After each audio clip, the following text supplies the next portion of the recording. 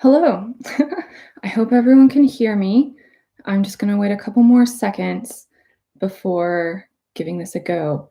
If someone in the chat could let me know if I'm successfully live, that would be awesome. And we'll start in just a couple seconds.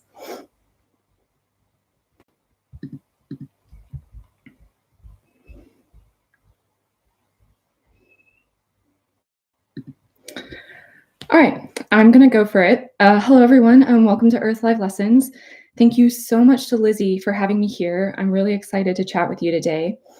My name is Meredith Palmer, and I'm here to talk to you about predator-prey interactions in Africa and North America.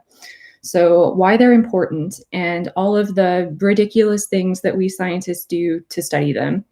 And then ending with a conversation about how you, right now, stuck at home in your PJs, we're not judging, how you now can help me study these amazing animals and really use your quarantine time to make a difference in research and conservation. So just a little bit about me. I'm a postdoctoral researcher at Princeton University, which means that I've finished my PhD and I now get to dabble in all different kinds of research initiatives. I got my PhD with the Serengeti Lion Project, so I was incredibly fortunate to do a ton of work in Tanzania. I worked with lions and all of the things that lions eat. So wildebeest, zebra, different kinds of antelope. I then finished that postdoc and finished that PhD and then did a postdoc studying wolf recolonization in North America, and then popped right back over to Africa. And now mainly I conduct my work in Tanzania, in Mozambique, and in South Africa. So we get around. But really the thing that all of these places have in common is that they all have wildlife communities that contain a complex and very diverse predator guild. So lots of mammalian predator species with a lot of functional diversity in their traits, like a lot of diversity, for example, in how they hunt. And they also have equally complex prey communities, so lots and lots of different things to eat.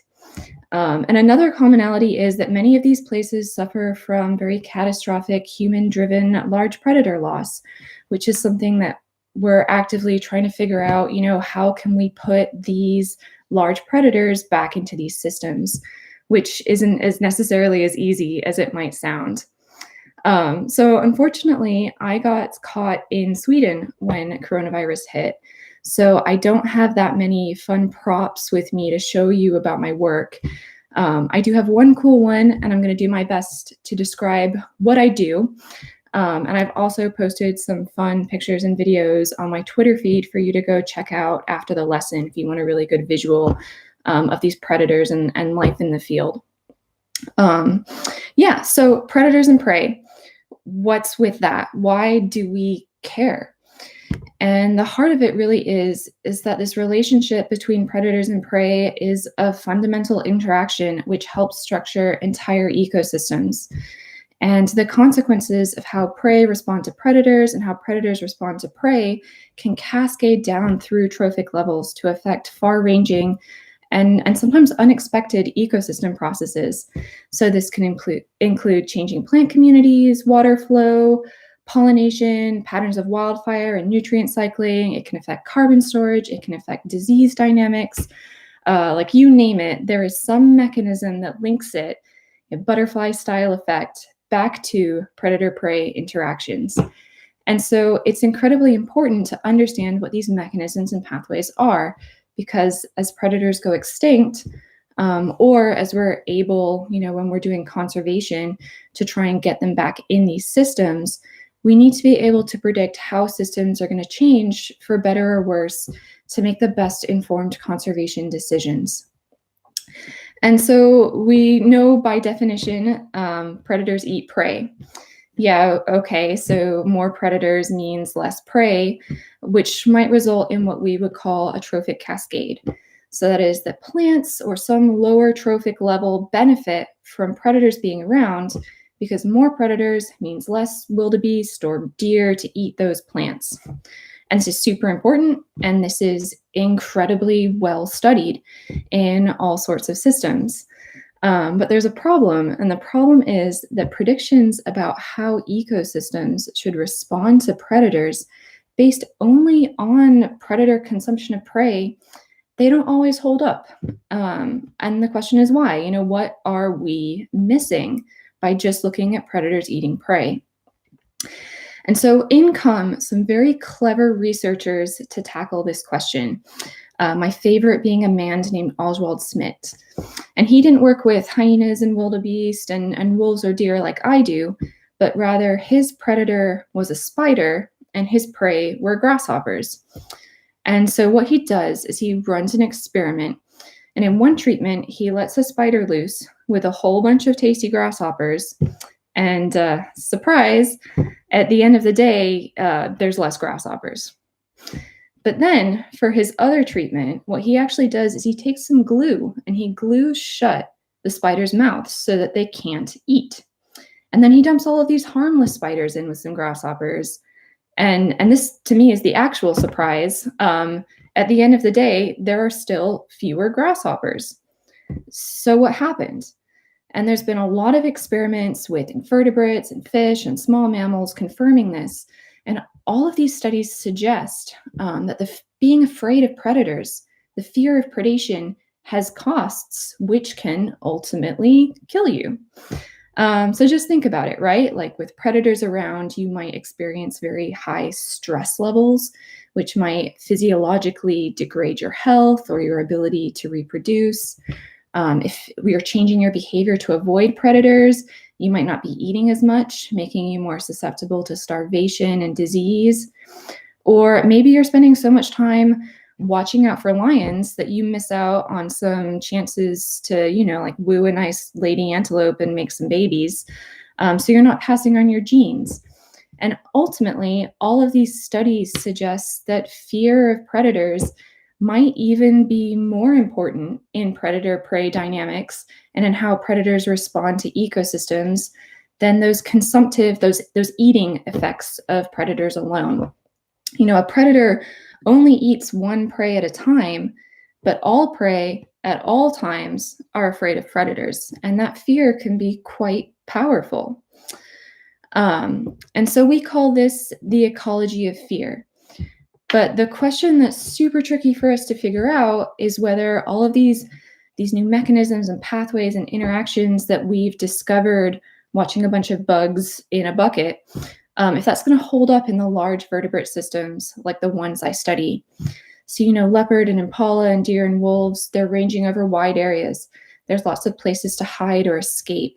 They interact over long time periods. A prey animal, a wildebeest, can migrate away from harm, or something could be active at night to avoid a predator that's active during the day. There's just lots and lots of different things that could change how strong fear effects are in nature. And, it's tricky because I can't go around like Oswald gluing cheetahs' mouths closed, right? Like people wouldn't be super happy about that. So what are we going to do? And that's one thing that I just really wanted to chat about today is the different ways that I try and understand how the fear of large predators shapes predator-prey dynamics in natural systems. And I'm specifically interested in how prey change their behavior to reduce their risk of becoming some predator's lunch. And these behavioral choices, they have costs and they involve trade-offs and they have all of those trickle-down effects that we talked about. But we first have to understand what those anti-predator tactics look like. And I think about two different ways that prey do this. They can act to avoid encountering predators in the first place, or they can choose what to do when they actually run into a predator. And this second one is super fun to study because I get to pretend to be a predator in order to scare prey into performing all of these different kinds of behaviors. And so I think just about the only thing I haven't done is dress up in a lion suit. But I have spent a lot of time covered in wolf pee, smelling like a predator. I spent a couple of summers with these life-size, essentially like cardboard cutouts of lions and hyenas and cheetahs and wild dogs, put some wheels on them, dragged those through the African bush, using this visual stimulus to make prey think that they were encountering a real predator. And then I do a lot with sound. So either playing predator noises or the noises of scared prey animals. And the one thing that I did want to show you, my one prop, is a device that I use in some of these playbacks. So this is a camera trap. It's a camera that we can deploy in the field. Say we can set it up on a tree, we can leave it out there. Every time an animal walks in front of it, it's triggered to take a picture. But with this camera, we've made some special modifications. So these cameras have extra circuit boards. They're wired up to a couple of speakers. And so these special cameras, when the animal walks in front of the camera trap, the camera plays a predator noise. And then it video records the animal's response to the snarls or growls or roars of whatever it just heard. So I'm going to try and get it to work. These were just deployed out in the field last year. So let's see if they've still... So the camera's triggered, and hopefully you can now hear, I think it's a lion that we're getting off of this camera trap.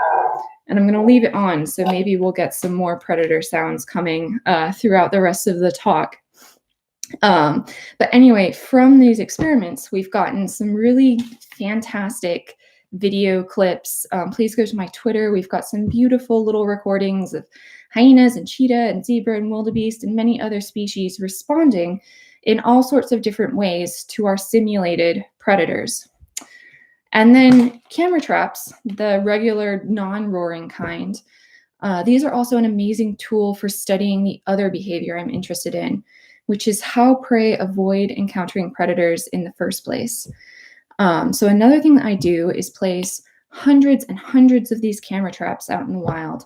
We have them in Tanzania, we have them in Mozambique, South Africa, Botswana, Zimbabwe, the United States, monitoring entire landscapes. And from all of these pictures we collect, we're able to study how animals move across these landscapes, what habitats they're attracted to, what landscape features they avoid, when they're in these areas and when they're not, and also what they're doing in different places, whether they're, for example, always on high alert for predators or if they're, just relaxing. And this is important because certain predators, like lions, for example, they're very predictable in how they use the landscape. So lions are ambush hunters. They do a lot of their hunting in areas where they can very easily sneak up on you. And so you might anticipate that a wildebeest or a zebra or a gazelle, they might choose to avoid those areas with a lot of dense vegetation or things that a lion could be hiding behind. And so this leads me into the last thing that I really quickly wanted to chat about before I go and start answering people's questions. And please keep them coming. I see them. I'll get to them in just a second. But I wanted to talk about how you can get involved in some of the real research and conservation that I do, from the comfort of your couch, no covering yourself in wolf pee involved. And I mentioned that we have thousands of camera traps all over. These cameras run 24/7. They're collecting millions of photographs of wildlife every single year. And I once sat down and calculated that if I had to go through all of these images and write down what animals were in them and what the animals were doing all by myself, it would take me 8 years of looking at nothing but camera trap photos just to go through a single year's worth of data. 8 years. And especially for the data that we use in conservation, like trying to understand how animal communities respond to predator reintroduction efforts, we need that data processed ASAP. We need to turn that data around quickly so that we can use it in order to guide these efforts and understand these systems before they're gone. And so what we've done is we've turned to people just like you. We put all of our images online, and we rely on curious, passionate volunteers to help us go through all of these photos. And the people who volunteer to help us out, we call them citizen scientists, but you don't need any background in science or any experience in ecology at all to participate. You can be a kid, you can be a student, you can be a grown-up. All you need to do is go to our websites. I've posted the links. We have tutorials and guides there to help you get classifying. And so our two websites are snapshotsafari.org for African wildlife camera trap data. We have another website, eyesonwild.com, for North American data. And it's actually super fun. You essentially get to go on an armchair safari. And I know that we're all stuck indoors now and our travel's been canceled. And so this is a great way to virtually escape. Go outside and see some wildlife. And you also get to take this peek into the secret lives of animals. The animals don't know the cameras are there. And we get pictures of them fighting and sleeping and grooming and hunting, this very intimate look into what they're doing that even professional researchers don't often get to see. And so we greatly appreciate any help that you can give us. Again, all you need is the internet. You get to learn a ton about ecology and conservation and all about the animals you see. It's a great educational tool for teachers, and for aspiring scientists. You get to virtually meet and interact with researchers like me. We are happy to talk about all we do and answer any questions that you might have about, what it's like to have this kind of job. And so again, those websites were snapshotsafari.org and eyesonwild.com. Please feel free to check out my Twitter for some silly pictures and videos of the ridiculous things we do in the field to study predator-prey interactions. And please feel free to reach out to me on Twitter or through our citizen science websites if you have any questions that I'm not able to answer during this chat. So I have a couple minutes right now to answer some questions, and it looks like there's some good ones. Sarah's asked, what are some surprising behaviors that you've observed but didn't expect? So this is a really fun one for me. And this is, again, one of the really cool things that you get to do as a citizen scientist is our citizen scientists are looking at our camera trap photos. So if you go to our websites, you're looking at data that I haven't seen, that researchers haven't seen.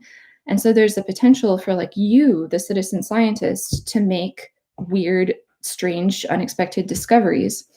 And so I think one of the most surprising behaviors I've seen, and this doesn't relate to predator-prey interactions at all, but it is a species interaction, is that I think it was a couple years ago, we had some volunteers flag a set of very unusual pictures of giraffes at night. And what was so unusual about these giraffes is that we could see that their armpits were full of birds. And so we went through all of the other camera trap pictures. A citizen scientist told us hey, what's up with these birds stuffed in the giraffe armpits? And so we found tons and tons of pictures, and we discovered that there's this species of bird that instead of roosting in trees like a normal bird, spends the night sleeping underneath giraffes, which was really cool, and something that our citizen scientist helps us discover. What else is in here? The best way to protect wildlife in Africa. I think one of the best ways to protect wildlife in Africa is to start by learning more about it. To educate yourself on these systems and the animals in these systems and how people interact with these systems. You can help out researchers by participating in the research that we do or consuming the research that we do, learning more about your favorite animal in Africa.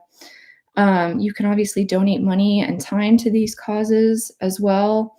You can be conscientious in what you consume. And I know a lot of people on these chats have talked a lot about different ways that you can donate your time and effort to supporting conservation causes. But I'm going to make another plug for citizen science. Help me do research, help us do research in conservation and study these communities of wildlife in Africa. Be part of that research and conservation process, because it's such a rewarding experience for everyone. I've got a question from Instagram about how predator-prey interactions are changing with climate change. And this is actually excellent question, Ollie, on Instagram. That's something that we are actually, investigating at the moment. And one of the things that we're really concerned about is in the African systems that I study, a lot of the predators are active at night. So it's a lot cooler at night. They're better able to hunt at night. They're not overheating. And so prey animals have to make this choice between being out in the day when it's safer or being active at night when there's a lot more predators around. And as the temperatures get warmer and warmer and warmer, it's going to be physiologically a lot harder for these prey animals to be active during the day, which forces them to be active at night when the predators are active. And so we're starting to see this signal in some of our data suggesting that prey are having to make this very difficult decision between overheating or getting eaten. And it's another one of those, even if you're not getting eaten by predators directly, the choices that you make to avoid predation still can ultimately kill you. They can still have these ultimate costs. So I think I'm at my 20 minutes. Thank you again for this opportunity. Please stay tuned for tomorrow's talk, I think, is on sharks. And if there's anything cooler than African wildlife, I think it has to be sharks. If I didn't answer your question and you want to keep talking with me, please hop on Twitter. If you go to our citizen science websites, we have discussion boards, so you can directly interact with me and with other researchers working all across Africa and North America. We would love to chat and share more of our experiences with you. So thank you so much for listening today. Stay tuned tomorrow and go do some citizen science. Go find the next armpit bird for us. We'd love to see it.